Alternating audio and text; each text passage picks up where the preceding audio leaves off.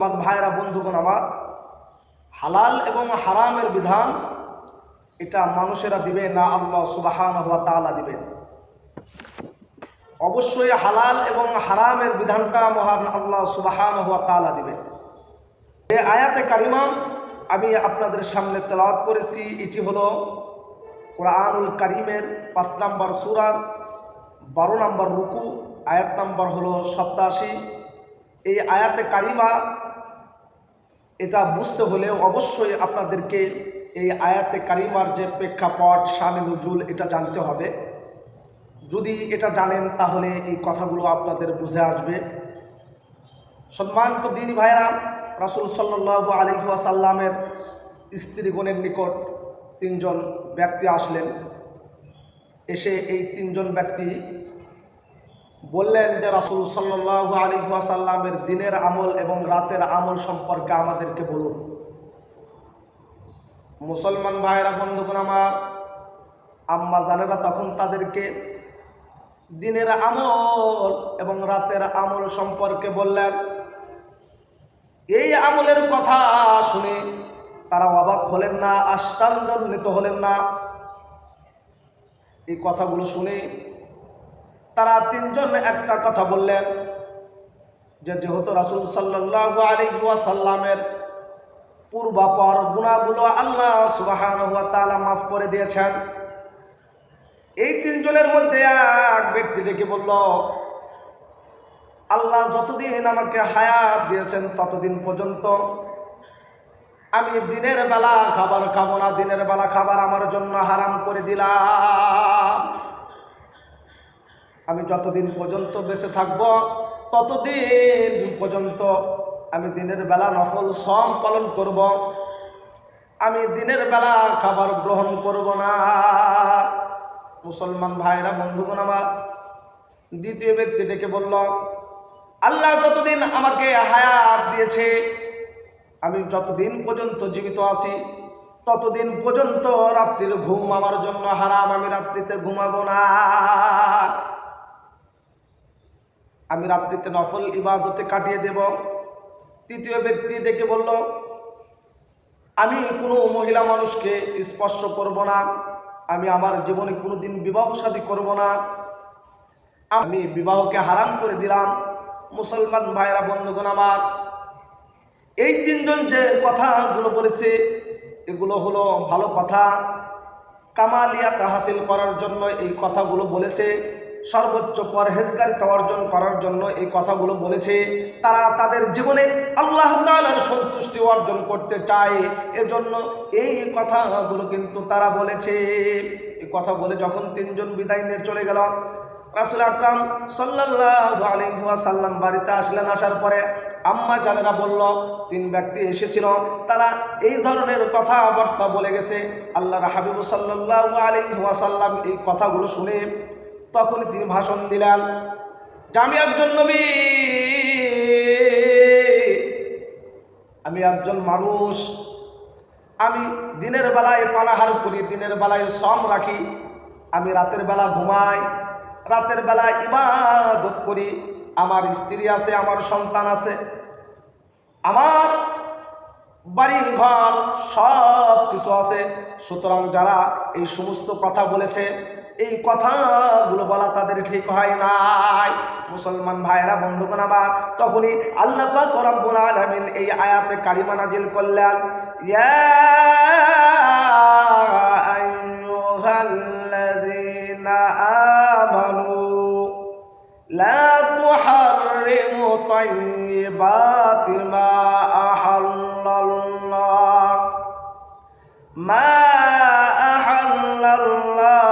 লাকুম ওয়া লা তা'তাদু ইন্নাল্লাহা লা ইউহিব্বুল মু'তাদিন। আল্লাহ সুবহানাহু ওয়া তাআলা জানিয়ে দিলেন, হে মুমিন ব্যক্তিরা, হে ইমানদার ব্যক্তিরা, আল্লাহ তোমাদের জন্য যে উৎকৃষ্ট বস্তুকে হালাল করেছে তোমরা সেই সমুদয় বস্তুকে হারাম করিও না এবং সীমা লঙ্ঘন করিও না। নিশ্চয় আল্লাহ সুবহানাহু ওয়া তাআলা সীমা লঙ্ঘনকারীকে পছন্দ করেন না। আল্লাহ সুবহানাহু ওয়া তাআলা এই আয়াতে কারিমার মধ্যে বলে দিলেন যে আল্লাহ পাক রব্বুল আলামিন যে জিনিসগুলোকে হালাল করেছেন, যে বস্তুগুলোকে হালাল করেছে, সেটাকে তুমি হারাম ঘোষণা করতে পারো না এবং সীমা লঙ্ঘন করিও না। মুসলমান ভাইরা, বন্ধুগণ আমার, দিনের বেলায় খাবার খাওয়া হালাল, এটাকে তুমি হারাম করতে পারো না। রাতের বেলায় ঘুমানো হালাল, তুমি এটাকে হারাম করতে পারো না। বিবাহ শাদী করা হালাল, তুমি এটাকে হারাম করতে পারো না। মুসলমান ভাইরা, বন্ধুগণ আমার, হযরতে জিবরাইল আলাইহিস সালাতু ওয়াস সালামের মাধ্যমে আল্লাহর হাবিব সাল্লাল্লাহু আলাইহি ওয়াসাল্লামকে আল্লাহ পাক রব্বুল আলামিন এই আয়াতে কারিমা কথাগুলো জানিয়ে দিলেন। সুবহানাল্লাহ। মুসলমান ভাইরা, বন্ধুগণ আমার, আবার এক সাহাবী রাসূল সাল্লাল্লাহু আলাইহি ওয়াসাল্লামের কাছে এসে বললেন, ইয়া রাসূলুল্লাহ, ইয়া হাবিবাল্লাহ, হুজুর, আমি গোস্ত জাতীয় কোনো খাবার খাবো না, আমি তেল জাতীয় কোনো খাবার খাবো না, আমি চর্বি জাতীয় খাবারকে হারাম করে দিলাম। আমি গোস্ত জাতীয় খাবারকে হারাম করে দিলাম, চর্বি জাতীয় খাবারকে হারাম করে দিলাম, ঘি জাতীয় খাবারকে আমি হারাম করে দিলাম। যার কারণে এগুলো যদি আমি খাই তাহলে আমার শক্তি বেড়ে যাবে, সুতরাং এই সমস্ত খাবারগুলোকে আমি হারাম করে দিলাম। মুসলমান ভাইরা, বন্ধুগণ আমার, খলিফাতুল মুসলিমিন হযরত ওমর রাদিয়াল্লাহু তাআলা আনহুর খেলাফতের সময় একজন মহিলা আসলেন, এসে বললেন, হে ওমর, আমার একটা অভিযোগ আপনি গ্রহণ করুন। ওমর রাদিয়াল্লাহু তাআলা আনহু ডেকে বললেন, কি অভিযোগ তুমি দিতে চাও? ওই মহিলা ডেকে বলল, হযরত ওমর, আমার স্বামী দিনের বেলায় ইবাদত, দিনের বেলায় সাম পালন, আর রাতের বেলায় সারা রাত নফল ইবাদতের মধ্য দিয়া কাটাই। আমি যে স্ত্রী তার ঘরে আসি, এ কথা তার মনেই নাই, এ কথা তার স্মরণই নাই। আমার স্বামী আমার হক আদায় করে না, আমার দেখাশোনা করে না, সংসারের কোনো খোঁজ খবর তার কাছে নাই। খলিফাতুল মুসলিমিন ওমর রাদিয়াল্লাহু তাআলা আনহু এই অভিযোগ শুনে একজন বিচারক নিযুক্ত করলেন, যার নাম হলো কাব ইবনে সাউলুল আজদি, বিখ্যাত একজন তাবি। তাকে এই অভিযোগের রায় ঘোষণা করার জন্য তাকে ডেকে নিয়ে আসলেন। মুসলমান ভাইরা, বন্ধুগণ আমার, কাব ইবনে সাউলুল আজদি এই অভিযোগের রায় ঘোষণা করলেন। একজন স্বামী তার স্ত্রীকে রেখে 3 রাত ইবাদতের মধ্যে কাটাতে পারবে, চতুর্থ রাত্রিতে মাস্ট অবশ্যই তার স্ত্রীর হক আদায় করতে হবে। এই রায়টা কোন আয়াতের ভিত্তিতে সে ঘোষণা করল? আয়াতটা হলো সূরা নিসার মধ্যে আল্লাহ সুবহানাহু ওয়া তাআলা বলেছেন, মাসনা সালাসা ওয়া রুবা, একজন পুরুষ 2 2 3 3 4টা পর্যন্ত বিবাহ করতে পারবে। সুতরাং কোনো স্বামী যদি ইবাদত করে তাহলে তার স্ত্রীকে রেখে 3 রাত ইবাদত করতে পারবে, চতুর্থ রাত্রে অবশ্যই তার স্ত্রীর হকটা আদায় করতে হবে। এটার নাম হলো ইসলাম। মুসলমান ভাইরা, বন্ধুগণ আমার, তাহলে বোঝা গেল আপনি আপনার স্ত্রীকে রেখে 3 রাত্রের বেশি বাইরে থাকতে পারবেন না। চতুর্থ রাত্রিতে এক করে যদি সময় দেন, একদিন করে যদি সময় দেন, এক রাত্রি করে যদি সময় দেন, তাহলে 3 দিন আপনার 3 স্ত্রীকে দিবেন, আর চতুর্থ রাত্রিতে আপনার চতুর্থ নাম্বার স্ত্রীকে সময় দিবেন। কাব ইবনে সাউলুল আজদি এই রায় ঘোষণা করলেন। সম্মানিত দিনী ভাইরা, এই কথাগুলো থেকে, এই ব্যাখ্যাগুলো থেকে আমরা যে কথা বুঝতে পারি সেটি হলো, আল্লাহ পাক রব্বুল আলামিন যে বিষয়গুলোকে, যে বস্তুগুলোকে হালাল করে দিয়েছেন, সেটা আপনি আমি হারাম করতে পারি না। সেটা অপছন্দ হতে পারে, আপনার খেলে সমস্যা হতে পারে, এজন্য আপনি খাবেন না, কিন্তু ঘৃণা আপনি করতে পারবেন না।